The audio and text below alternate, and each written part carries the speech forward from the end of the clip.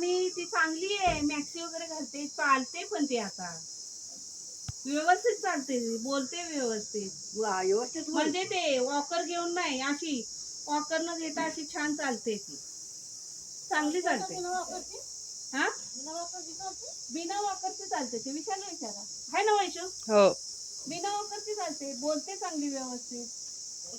मावशी चालते की नाही? तर आजी म्हणते की इथे वाय मध्ये आली ना ती मावशी, तर भेटायला जाऊया तिला. तर आम्ही म्हटलं भेटून आलो. चांगली आहे ती, छान आहे, काळजी करण्यासारखं काहीच नाही. आणि पहिल्यापेक्षा तर ते दात पडले ना तर अजून छान दिसते ती. आणि तुम्हाला सांगू का, माझा पाय दुखतोय. खुर्ची बसा. मी नमस्कार करते. खुर्ची बसा. आशीर्वाद आहे ना, न मागताच आहे आशीर्वाद. आहे की नाही? आता हे कसं राहिलंय आता?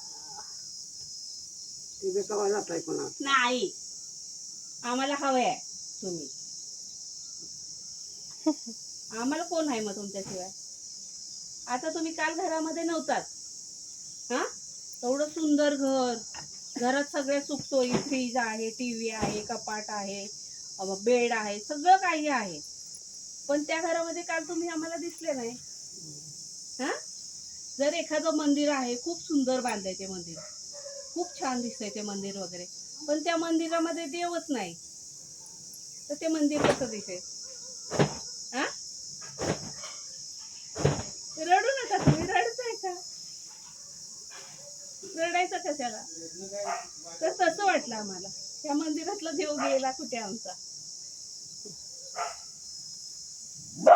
ती वहिनी पण गप्प होती, सारखी मला बोलत होती, आई नाही तर घर कसं दिसतंय, आई नाही तर घर कसं दिसतंय.